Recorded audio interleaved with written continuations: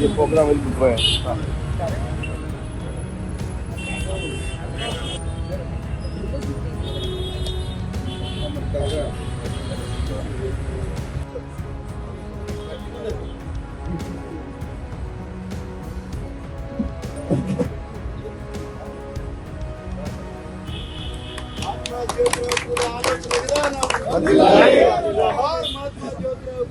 जोहार जोहार महात्मा ज्योतिराव फुले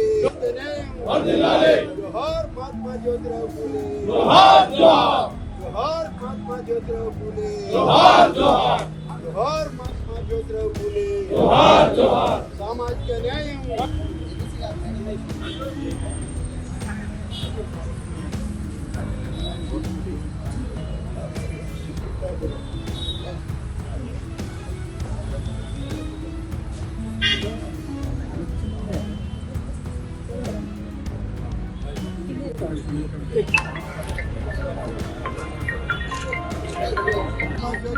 आशयाలను जोहार महात्मा ज्योतिराव फुले जोहार ओके बेटा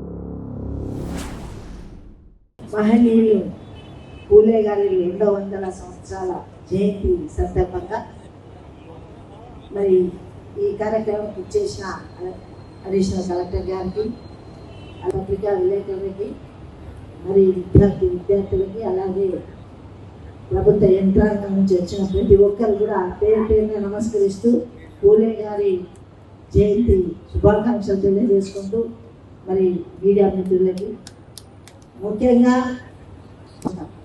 దోస్తులను కానీ చుట్టాలను పిలుచుకుంటాం, కేక్ కట్ చేస్తాం. కానీ ఈరోజు మనం ఏం చేస్తున్నాం? 200 సంవత్సరాల కింద పుట్టిన మహనీయుని బర్త్డే మన సంగారెడ్డిలోనే కాదు దేశమంతటా చేసుకుంటుంది. అంటే ఎందుకు చేసుకుంటున్నాం? ఆయన చేసిన కృషి, ఆయన తపన సమాజానికి ఇవ్వడం. సమాజంలో ఇంత మార్పు, ఇంతమంది వేదికపై ఉన్నాం, ఇంతమంది మరి పిల్లలు కానీ పెద్దలు కానీ ఇంత సంతోషంగా ఇక్కడ కూర్చున్నామో ఆ అవకాశం ఇచ్చింది ఎవరు అంటే జ్యోతిరావు ఫులే గారు. మరి మేము 60 ఏళ్ళకి వచ్చినప్పుడు, మేము చిన్నగా ఉన్నప్పుడు చూసిన సమాజంలో ఉన్న మార్పులు చాలా ఇప్పుడు మార్పు వచ్చింది. నేను స్కూల్లో చదువుకున్నప్పుడు అంటరాని ఇంటి ఉండేది. ఎస్సీలు, బీసీలు మరి అగ్రవర్ణాలకి ముట్టుకునే పరిస్థితి, ఒకరికొకరే తాకే పరిస్థితి కూడా ఉండేది కాదు. మరి ఈరోజు అందరం కూడా సమానమే అనే విధంగా తీసుకొచ్చిన మహనీయుడు మరి జ్యోతిరావు ఫులే గారు. ప్రతి మనిషి ఏమనుకుంటాం? సంపాదించాలి, సంతానం ఉండాలి, మరి మనం ఎదగాలి, ఒకరిని పుట్టగొట్టే, ఒకరిని నష్టం చేసే మనం పెద్ద కావాలని ఆలోచన చేసే సమాజం.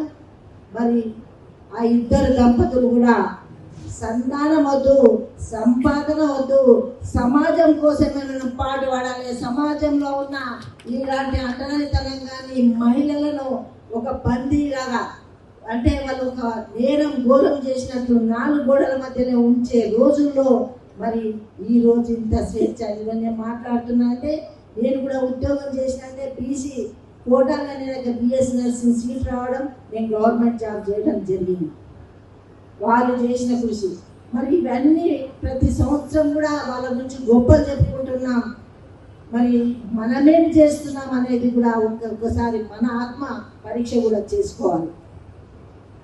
ఈరోజు ఇంత మంచి ప్రభుత్వం, మరి ఆ శాఖ మన జిల్లా మంత్రి వాళ్ళు గౌరవ దామోదర్ రాజనరసింహ గారు జిల్లా వ్యాప్తంగా కూడా ప్రతిదీ కూడా క్షుణ్ణంగా తెలుసుకుంటూ మరి హాస్టల్ కానివ్వండి, పాఠశాలలు కానివ్వండి, మరి ఎలాంటి సదుపాయాలు కావాలని ఆఫీసర్స్తో చర్చించడం. మరి నిన్ననే అడిషనల్ కలెక్టర్ దగ్గర బీసీ హాస్టల్ సంబంధించిన అధికారులు, స్కూల్ ప్రిన్సిపాల్స్, కాలేజెస్ ప్రిన్సిపాల్స్ అందరూ కూడా రావడం జరిగింది. నిన్న రెండోసారి. అంతకుముందు పెట్టినప్పుడు ఏమేమి వసతులు కావాలి, ఎంతెంత బడ్జెట్ కావాలని మాట్లాడడం జరిగింది. మనం నిన్ననేమో ఆ బడ్జెట్ సంబంధించి సిఎస్ఆర్ ఫండ్ ఎలా తీసుకోవాలి, వాళ్ళకి ఎట్లా ప్రొవైడ్ చేయాలి, ఎట్టి పరిస్థితిలో స్కూల్ రూములు కానివ్వండి, క్లాస్ రూములు కానివ్వండి, మరి హాస్టల్ అయితే ఉండడానికి, పడుకోవడానికి, చదువుకోవడానికి మంచి ఏర్పాట్లు చేయాలనే ఆలోచనతో మనం నిన్న మీటింగ్ అడిషనల్ కలెక్టర్ ముందు చేయడం జరిగింది. త్వరలోనే కొన్ని అయితే వాళ్ళు చెప్పిన సమస్యలు జూన్ జూలై వరకు అయిపోతున్నాయి. కొన్ని హాస్టల్ బిల్డింగ్లు కూడా మరి రిపేర్లు ఉంటే చేయడం జరుగుతుంది. మీకు ఎలాంటి ఇబ్బందులు ఉన్నా కానీ మరి అధికారులకు స్కూల్ తరఫున కానీ హాస్టల్ తరఫున కానీ అధికారులకు ఒక లెటర్ ఇస్తే మేము వాటి వెంబడి మరి తప్పకుండా అవి చేసే వరకు మరి మేము నిద్రపోకుండా మీకోసం కృషి చేస్తామని తెలియజేస్తున్నాం.